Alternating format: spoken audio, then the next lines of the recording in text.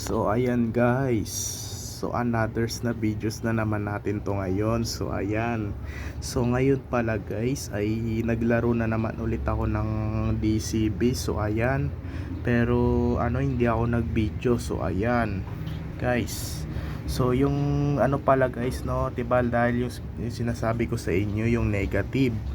Kung may lumalabas na naman ulit na negative dito. So ayan. So yun yung aanin ko sa inyo lagi. So ayan. So sa susunod na taong 2027 mag-aano ulit tayo.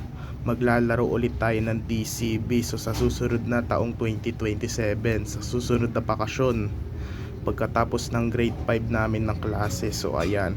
So ngayon pala guys ay may papakita ko sa inyo yung mga tinarget namin. Hindi pala, yung mga tinarget ko. So ayan. So ipapakita ko sa inyo guys. Ayan.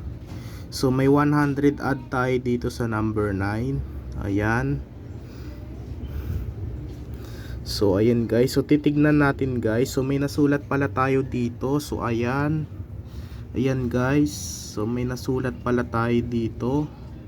So meron pala siyang ganito. So ayan, ipapakita ko sa inyo So pang 11 ka dito, pang 11. So nakakuha ka lang ng negative 100 to negative 200 scores. Ang pera mo lang dito ay piso.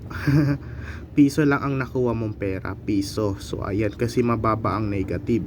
So pag sa pang 10 ka naman, ang score mo ay ay 5 to 95 scores. Ang pera mo lang ditong nakukuha ay 5 pesos. So ayan, 5 piso. So ayan, 5 piso.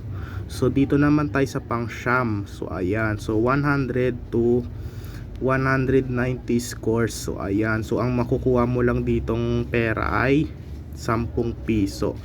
So 10 piso or 10 pesos. So ayan, so wala siyang negative, ay positive na siya. So ito naman tayo sa pang 8. So pag nakakuha ka ng 200 to 295 scores, ayan, so ang makukuha mong pera dito ay 20. So ayan, so 20 pesos. Yan guys, so dito naman tayo. So sa pang 7. So ayan, pag nasa 7 ka, so ayan, kahit ang score mo dito ay nasa 390 or nasa pa lang yan, nasa 350. So nandito ka pa rin sa may pang 7. So ayan, so pag ang score mo dito ay 300 sa may pang 7, ay 300 to 395 scores. Ang pera mo daw dito ay 50 pesos. So ayan, 50 yung papel, 50 pesos. So dito naman tayo sa pang-6. So 400 to 495 scores. Ang pera mo daw dito ay 100 pesos na. So dumadagdag yan pag tumataas yung scores mo.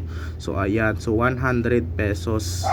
So dito naman tayo sa pang-5. So 500 to 595 scores. Ang makukuha mo ditong pera ay ay 200 pesos. So ayan, 200 pesos guys. So yung sa may kulay green, so kulay green yung mo, yung papel mong pera. So 200 yon. So ayan, dito naman tayo sa pang-4. So pag nakakuha ka ng 600 to 690, kahit pa lang ang makukuha mong score dyan, pwede 630, 640, 650. So nasa ka pa rin yan, nasa pang-4 ka pa lang. So ayan, so 680 o 685. So ang makukuha mo ditong pera ay nasa 500 na yung gold. So ayan. So dito naman tayo sa pangatlo. So 700 to 795 scores. Ang makukuha mo ditong pera ay 1,000 na. 1,000. So ayan, so dito naman tayo sa pang second. So ayan, sa pangalawa. So 800 to 895 scores na nakuha mo ay yung pera mo daw ay magiging 2,000 na. So 2,000. So pag pag sa pang first ka naman, panguna ka. So ayan, panguna. So 900 to 1,000 scores. So ito guys, so may total na 1,000 scores. So ang magiging pera mo dito ay 3,000 pesos. So ayan, nasa 3,000 na yung pera mo. Pero hindi natin kaya abutin to guys. Ayan. Yan guys, so yung score daw natin aabot daw tayo dito sa 900. So ayan, so kahit kakayanin pa natin na dapat puro ad yung matatamaan nating malalaki. So ayan, para makapunta tayo dito.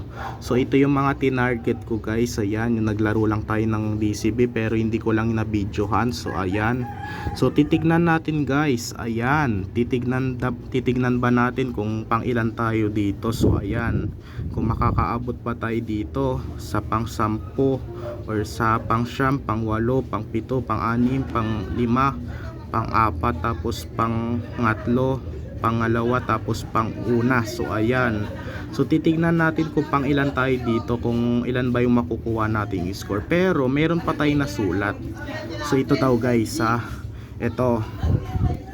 So pag final scores, so ang sabi daw dito, final scores 0 scores, mag-bonus ka na lang ng bonus plus 150 scores in DCB. So ayan, so ito na lang daw yung gagawin natin guys, kaya ito yung naisip ko.